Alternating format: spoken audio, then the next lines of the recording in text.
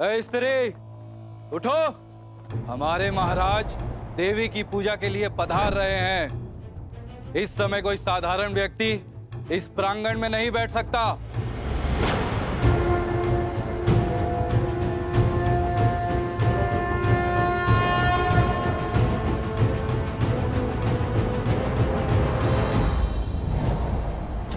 माता की दृष्टि में कौन साधारण, कौन असाधारण, सभी एक समान है और सभी को पूजा करने का अधिकार है। अभी मेरी पूजा संपन्न नहीं हुई है। जब मेरी पूजा संपन्न होगी तभी उठ सकती हूँ मैं। अच्छा, एक साधारण सी स्त्री होकर हमसे तर्क वितर्क का दुस्साहस।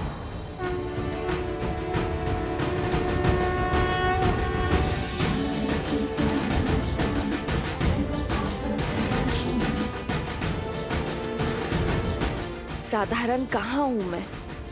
माता त्रिपुरा सुंदरी की भक्त हूँ मैं, और भक्ति के रंग में रंगा हुआ मन कभी साधारण नहीं हो सकता। क्या तुम नहीं जानती मैं किसकी बात कर रहा हूं? यहाँ के महाराज श्री धन्यमाली पूजा के लिए पधार रहे हैं, और हमारे महाराज के अपमान का दंड तुम्हारे जीवन का अंत है। माता त्रिपुरा सुंदरी जगत जननी है, किसी राज्य की संपत्ति नहीं है। ये मंदिर मेरी माता का है और मैं यहाँ पूजा उनकी आज्ञा से ही करने आई हूँ। तुम्हारे राजा के आने से पहले मेरी पूजा संपन्न हो जाएगी और तब तक ये मंदिर मेरी माता का है। एक पुत्री को उसकी इच्छा के विरुद्ध उसकी माता के मंदिर से निकालने का अधिकार किसी को नहीं है।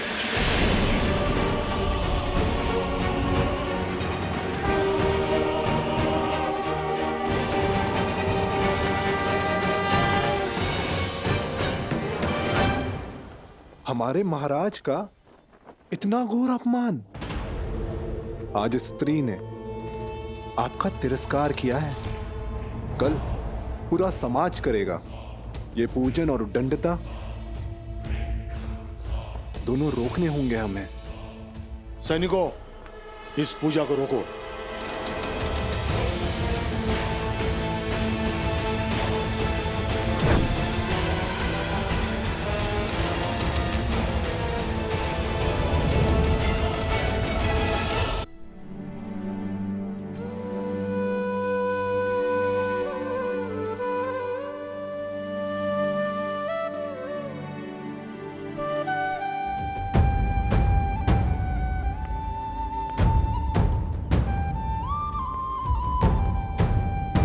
लक्ष्मण कहाँ है? वो तो सूर्योदय के साथ ही निकल गए हैं उन ऋषि कुमारों को खोजने। परंतु उसने तो आश्रम के लोगों से बात की थी और उन्हें सूर्यास्त तक का समय दिया था। जी, वो एक गुप्तचर की सूचना थी कि उन्हें रात्रि में पूर्व दिशा में देखा था। बस ये सुनते ही राजकुमार उस ओर चल पड़े।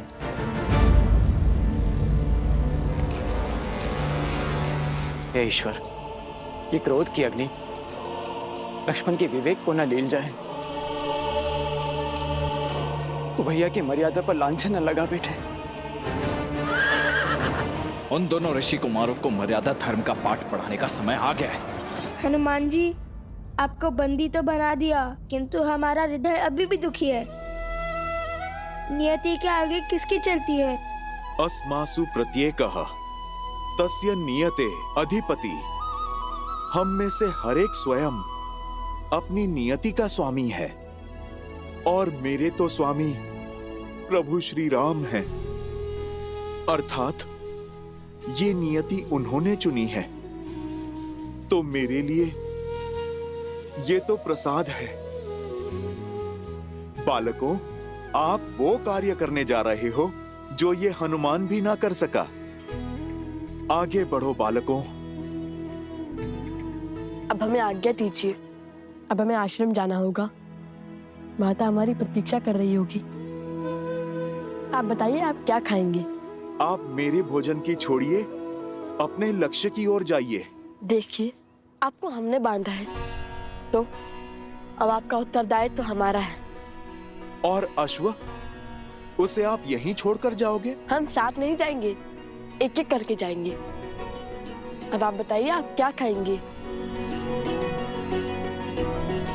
अच्छा, तो फिर ठीक है। मुझे तो अनेक वस्तुएं प्रिय हैं, जैसे कि खीर, मालपुआ, दही, मक्खन, केले, लड्डू। बस बस बस बस बस, आज के लिए इतना बहुत हुआ। अब शेष नीति कल। क्या हुआ? कोई है वहाँ? लक्ष्मण भैया?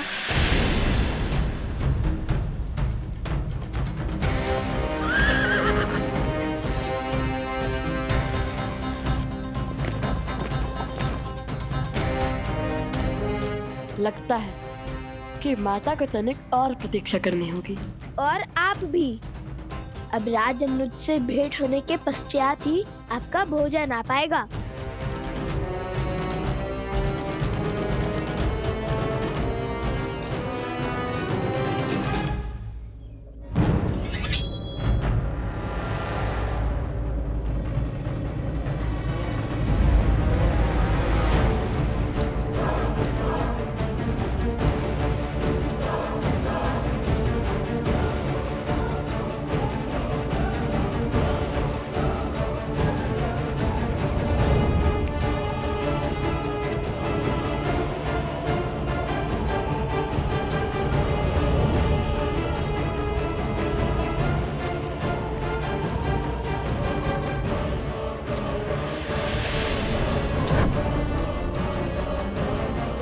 रुक जाइए, एक भक्त पर बल प्रयोग करना महाराज को शोभा नहीं देता। एक प्रयास हमें करने दीजिए, हम उन्हें बाहर लेकर आएंगे।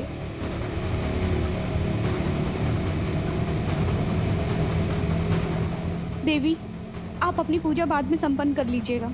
अभी आप चलिए। न जाने आज सैनिकों को क्या हो गया है, वो हिंसक हो रहे हैं। यदि मंदिर में कुछ अनर्थ हो गया तो आप ये नहीं चाहेंगी। चलिए माते, एक क्षण तो दीजिए।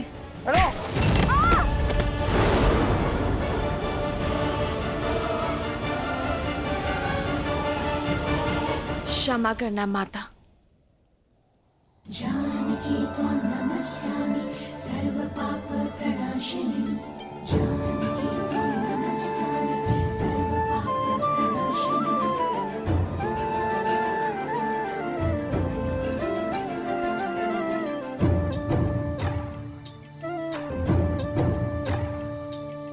जानकी त्वां नमस्यामि सर्व पाप प्रणाशिनी।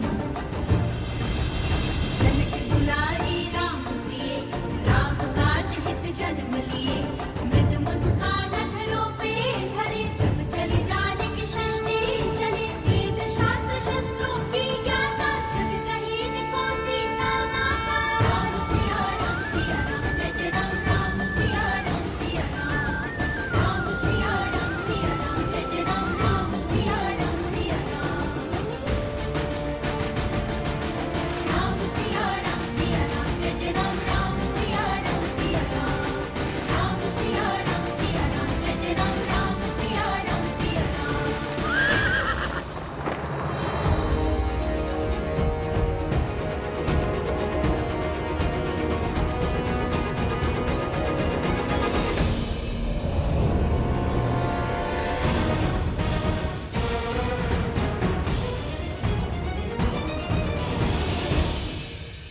हनुमान जी, आप इस दशा में?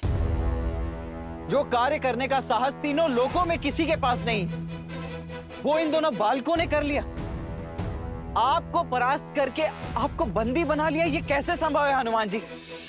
इन्होंने मुझे उस बंधन में बांध लिया जिसे मैं तो क्या, कोई भी नहीं तोड़ सकता। सीता राम के बंधन में। आप ही बताइए, भला मैं कैसे तोड़ूं उस बंधन को? ना ये जीते हैं और ना ही मैं हारा। बस आप यही समझ लीजिए कि सीताराम ही जीत गए। भक्त है ना आप हनुमान जी, तभी इन दोनों बालकों ने आपको अपनी बातों में उलझा लिया है। परंतु मैं अयोध्या का सेनापति हूं और सेनापति होने के नाते मैं इन दोनों को अंतिम चेतावनी देता हूं। अश्व मुझे सौंप दो और हनुमान जी को भी मुक्त करो। लक्ष्मण जी, फिर वही बात, देख नहीं रहे? आपसे पहले हनुमान जी ने भी यही अटकी थी। हम अश्व नहीं देंगे। दे भी सकते हैं, किंतु पहले आपको एक कार्य करना होगा।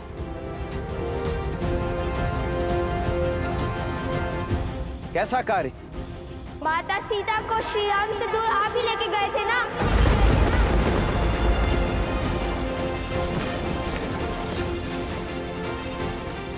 उन्हें महलों के सुख से वन के दुख में ढकेलने का दायित्व आपको ही मिला था ना? तो आपका ही दायित्व बनता है। माता सीता को खोजिए और श्री राम से मिलवाइए।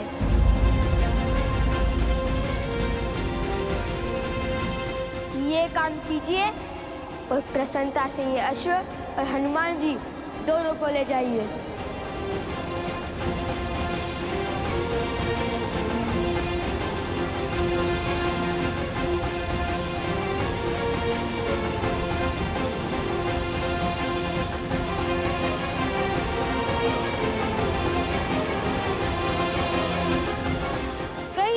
करेंगे हमारा ये कार्य। आप राजा हैं। लो, ये हमारे राजा को भी नहीं जानती, नहीं जानती कितने महान है हमारे महाराज। राजा वो होता है जो प्रजा का कष्ट दूर करे, ना कि उन्हें कष्ट दे। राजा प्रजा का सेवक होता है और जो स्वयं को प्रजा का स्वामी समझे वो राजा कहलाने का अधिकार खो देता है।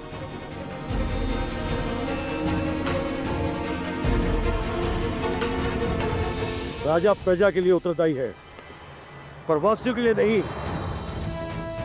तुम्हारी वेशभूषा और भाषा ये बता रही कि तुम मेरी प्रजा नहीं हो। हमारे राज्य के ना होकर हमारे राज्य के नियम तोड़ने का दुस्साहस किया। हमसे प्रश्न करके नारी की गरिमा तुमने भंग की। सैनिकों, बंदी बना लो इसे। रुक जाओ।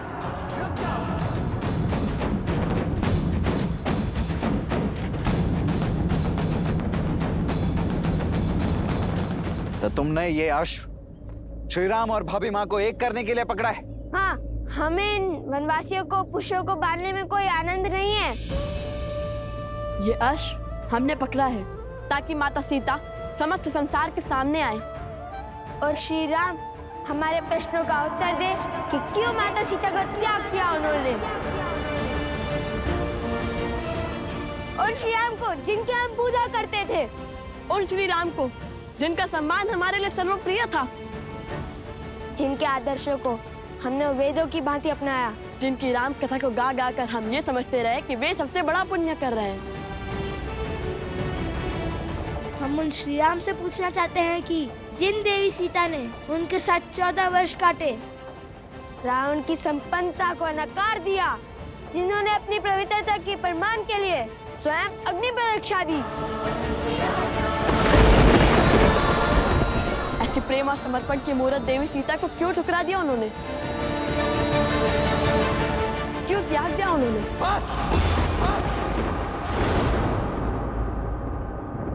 बस करो और यह उद्दंडता इसी समय रोक दो।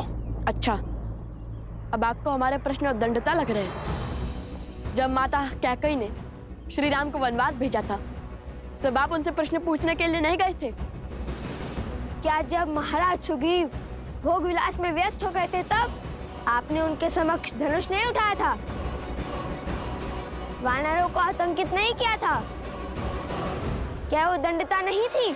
मैंने जो किया वो अपने भैया के लिए किया है, किंतु श्री राम से प्रश्न करने वाले तुम दोनों होते कौन हो?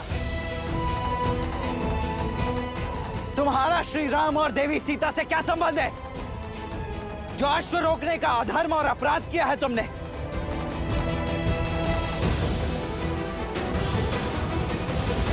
एक और संसार के सम्राट श्री राम हैं, जो नारियों के समान अधिकार की बातें करते हैं, और दूसरी ओर तुम, जो स्वयं श्री राम के अधीन होकर एक नारी को बंदी बनाना चाहते हो, क्योंकि उसने तुम्हारे अधर्म पर प्रश्न उठाया। सदा स्त्री के प्रश्न वो शस्त्र क्यों बन जाते हैं जिससे पुरुष का अहंकार घायल हो? क्यों आज भी पुरुष की दृष्टि में नारी निम्न है? स्मरण रहे, एक स्त्री की शक्ति और ध्वनि दबाकर कोई भी देश या राज्य आगे नहीं बढ़ सकता। इसलिए एक स्त्री का विनम्र आग्रह है कि अपनी सोच बदल दीजिए। हर सीमा लांघ चुकी हो तुम। अब तुम कारागृह की बंदी नहीं बनोगी, मुक्ति पाओगी, जीवन चक्र से मुक्ति। मेरी पूजा अभी शेष है। बिना मेरी पूजा संपन्न हुए मुझे इस मंदिर प्रांगण से ले जाना असंभव है। देखते हैं कौन बचाता है तुम्हें। मेरा धर्म, मेरा कर्म और मेरी भक्ति बचाएगी मुझे।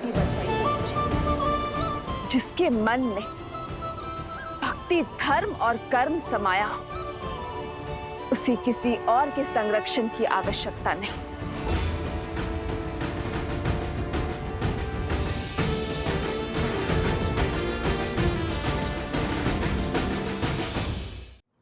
संबंध है, सीताराम हमारे माता पिता हैं।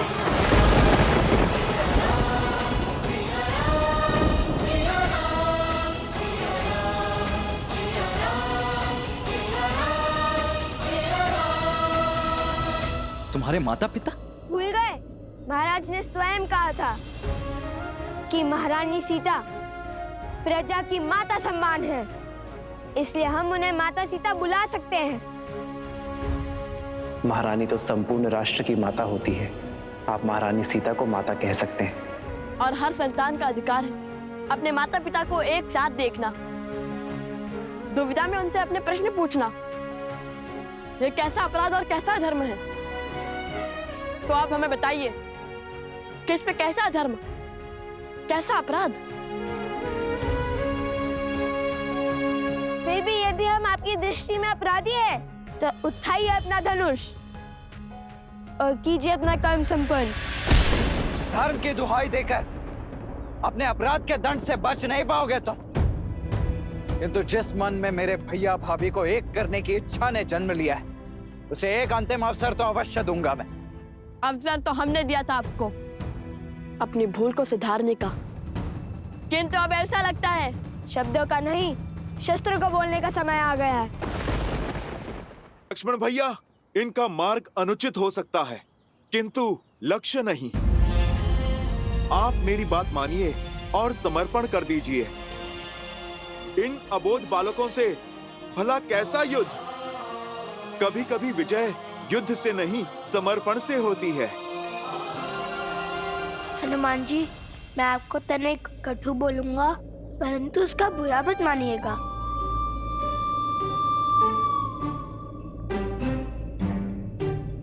हनुमान जी, आप हमारे बंदी हैं और हमारी इच्छा के विरुद्ध नहीं बोल सकते। और हाँ, हमें अबोध बोलने और समझने की भूल पुनः मत कीजिएगा। हम योद्धा हैं, उद्देश्य के लिए लड़ते हैं, उत्साह के लिए नहीं।